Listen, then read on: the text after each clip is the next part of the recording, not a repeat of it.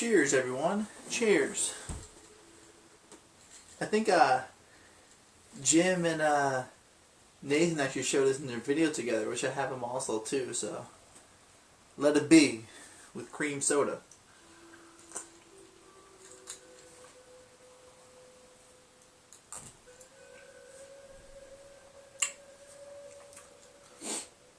There's that cold as ice I was talking about earlier. So, as you can tell from the title of this video, I really just want to spend some time giving some shout outs and then show a couple more interesting packages from Dereck Vaughn's cool thread. By the way, that was an awesome thread, Dereck, you know.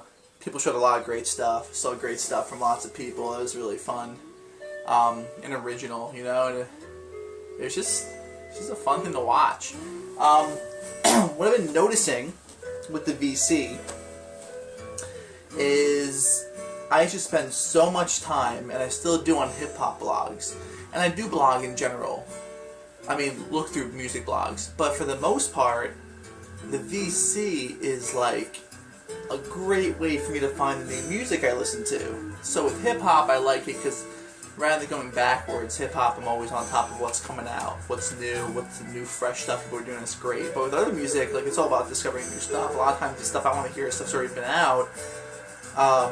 Anyway, so what I'm getting at is that the VC is a great place for me to find this music, so I don't really catch myself looking at blogs so much anymore, because I have tons of music to listen to from what you guys recommend me. So, what I want to do is actually share with you guys. I have a list right here, small writing. I took some notes on particular people that I want to thank, and why so, and what music they've showed me. My man Chris, his username on YouTube is Second Spin, number 2 ND, Second Spin. He did a video on what you're listening to right now, this band Bakery, with an album called Memento. And they're a prog rock band with a lot of jazz aspects as well. And it came out in, I think, sometime in the 70s, and this seemed to be a very important album for Australian progressive rock. Man, you know, I told you I was going to get into my car, and I commented back to you that I was going to burn a CD, man. I'm telling you, like, this CD is wild. Like, guys, you should all download this. If you don't get a record, don't even wait to find the vinyl, you know? If you like having stuff in your car, just Google blog search it. Just type in Memento, Bakery Memento in Blogspot or Mediafire, and download this thing as quickly as possible. This album is real fun, man. You're going to hear how this changes up. It's great stuff. So thanks a lot for that, Chris. I'm not as big on prog rock I want to, but I just don't know enough, you know, so this helps me. I actually gave my first burned copy of the CD to a guy at one of the record stores, Manifest Records, a guy named Joe, because he likes a lot of stuff I'm using. I was like, hey man, you gotta hear this, just take it. I just burned a new one for myself, so I'm passing it on already. My man Gil, his YouTube name is, you guys might already know these names, so I'm going to give them to people who don't. Gil, King's Drummer. Man, yesterday was the first time I started getting into it, and I really delved in because I had to be in the car for a while with some stuff. Porcupine Tree, Lightbulb Sun. Man, how did I not know about that band, man? You know, they've been around for a long time. They got 10 studio albums, and it's just, I never knew them. That album is great, man. Like, the song in particular with the situation with Heaven's Gate. That song is wild, man, and I love when people do that stuff and they put little, you know, audio tracks and film tracks over a song. I always find that really interesting and really cool to listen to. I love when the Disco Biscuits do that at live shows, when I see them perform with their samples and stuff, so I love that stuff. But man, like that song, I was looking over here, what is it? Oh, Russia on Ice and Hate Song. Man, those songs are just killer stuff, man. Thanks a lot. I'm going to get more into them as well. Let me know, like, how's the rest of their discography, you know? I saw they have a later heavy metal sound later on, so that's what I heard. My man Jay. I'm trying to do this, right? He always does it great. He goes, 210. Yo, what's up? DJ SL 210. How you doing, BC? My boy. Man, when you played that Tony Braxton record in the background, man, I was loving it. And I went to work the next day, and everyone was loving it and laughing, because I was just like going around saying, man, what you know about Tony B? What you know about Tony B? And I was singing Breathe Again to them the whole time, and I was realizing, like, man, when I was a kid, and I was younger, in the car, you made me bring back to my childhood, like this flashback, and my mom used to listen to that record. And I'm telling you, man, I listened to that record, and the first song came on, and I was like, I heard that beat, that old beat, R&B beat, and I was like, did my mom really listen to something this cool? So, yup, I burned Tony Braxton for the car, just for those nights, you know, with the special lady, windows down, roof up, I don't have a convertible. My boy Henry, to the boy Ellis. You know, you show a lot of stuff I just never knew about, man, and I'm starting to delve into a little bit of it. Touching a little bit. I have Robbie Basho's record, his first one. Look at the name here.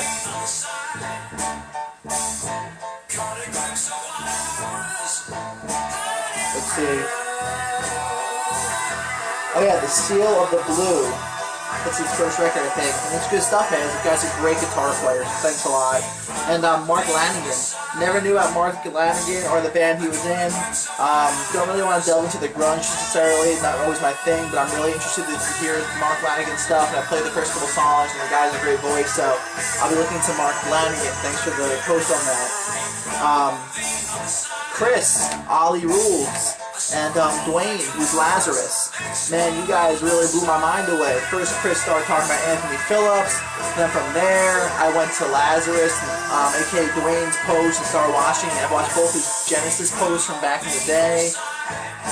Man, I'm excited, man. You saw earlier in my other video before this that last couple of videos, I had those two Anthony Phillips records. So I'm definitely delving into Anthony Phillips and Genesis and Peter Gabriel. So thanks a lot, man. I appreciate that stuff. Right now on my list, last but certainly not least, Mr. Nathan R. Morales. Random way I found this, but I was watching your video and your response. I sent you a message saying that I'm really sorry I didn't submit to your 500 Spirits contest because I'm newer since November and I haven't watched enough of your videos, and I didn't want to go ahead and post a record just to post it, and I want to know you better before I post a video, so I just felt like it wasn't my time to get involved with that, because I want to know you more. But you showed that record for Nick Gary that was given as one of the opportunities for people to get and choose as a gift for the second prize for the 500 Spirits. The Nightmare JB Stanislas. The Nightmare of JB Stanislas from 1969. I listened to the first couple tracks, man, this is great, you know, I mean, it's really cool, psychedelic folk pop, like you said, and I was really intrigued by the sleeve and the cover art, so thanks a lot for that. So yeah, those are just 7 different guys I just want to give shout-outs to, man. Thanks for everything you did, it's great stuff. Let me see if I can do this in time. I want to show these things I forgot. 2 were in my closet, but another one was actually I left at Mary's place, and I was like, man, this is the best thing to show in the packaging thread, so I'm going to show it.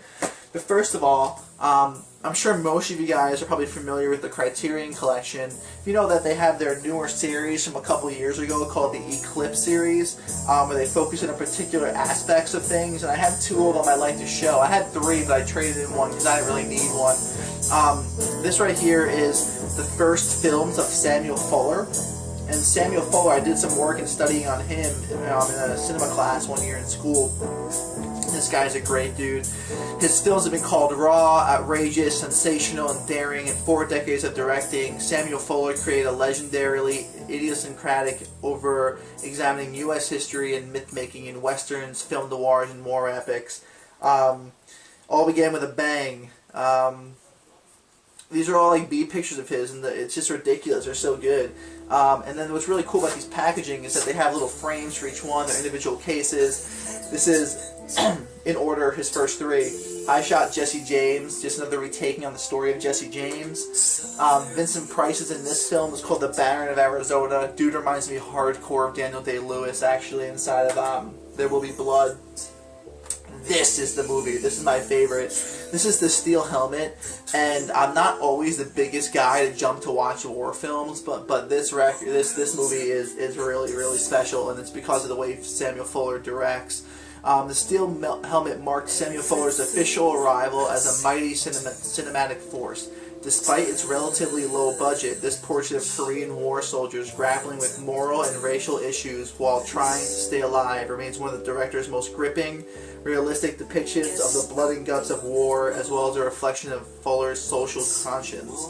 There's a really, really fun opening scene. I don't know if you guys are get to see this, so I'll tell you about it. With this, they're all a lot of them are B actors too, and this dude is this B actor named Gene Evans, and what he did is he actually ended up doing this opening scene where you see the helmet on just the helmet, and all the credits are in the front, and all of a sudden he pops his head up, and when he pops his head up, it's just awesome because then you realize, oh my god, he's been there the whole time. So that's really fun. So these Samuel Fuller films are definitely something you want to check out. Now as well, we got, this was Eclipse Series 5. This is Eclipse Series 3. This is late Ozu. He's a Japanese, older, traditional Japanese filmmaker. It's amazing stuff. Master filmmaker Yosujiro Ozu directed 53 feature films over the course of his long career, yet it was in the final decade of his life, his old master phase, that he entered his artistic prime, centered more than ever on the modern sensibilities of the younger generation. These delicate family dramas are marked by an exquisite formal elegance and an emotional sensitivity toward birth and death, love and marriage, and all the accompanying joys and loneliness. Along with such better-known films as Floating Leaves and An Autumn Afternoon, these 5 works illustrate the worldly wisdom of one of cinema's great artists at the heights of his power. So this is late Ozu work. We have Early Spring. Tokyo Twilight was my favorite from what I remember seeing this. One of Yosujiro Ozu's most piercing portraits of family strife. Tokyo Twilight follows the parallel path of 2 sisters contending with an absent mother, unwanted pregnancy, and marital discord. Equinox Flower is where he stepped into color. I really like his black and whites. Late Autumn and The End of Summer. He's really famous, people might know, he's really famous for Tokyo Story. Always on Time, this is the big one I want to show you. When I was a senior in college, I did a study on a director, amazing director, that just a gem that everyone knows about, but he's involved in a lot of popular films. Named Frank Borzage, Borzage. And there's this amazing box set that 20th Century Fox put out called Murnau, Borzage, and Fox. And Murnau is a German expressionist filmmaker that made, the most popular film he made was Sunrise, and then he also made Nosferatu, the monster that looks like sort of like a German, the first take on on Dracula. It was a German film. Comes this amazing box set. I saved the thing on the outside of the box that shows all this stuff. The reason why they're together is that Murnau did Sunrise for Fox Studios, if I remember right. I haven't talked about this in a long time. Murnau was a German expressionist, so expressionist filmmaking is very particular. You know, the shadows, the depth. Very big on the shadows and just the look and the style. Borzage was newer at Fox at the time, and he took a lot of Murnau's German expressionism and put it into his films. Now, Borzage is a romantic. That's the main prime thing about Frank Borzage when you research him on Google after watching this video, is that he's an amazing romantic. So all of his stuff has this type of film. Now, what you got in here is amazing. Literally, this is the best packaging I could have showed you. I just didn't show it yet. You have Murnau and Borzage and Fox, the book, with just, so we can do this, I'm a lefty, still photos and the whole story about them. Great stuff. You know, this guy, Frank Borzage, won Academy Awards for films like Seventh Heaven.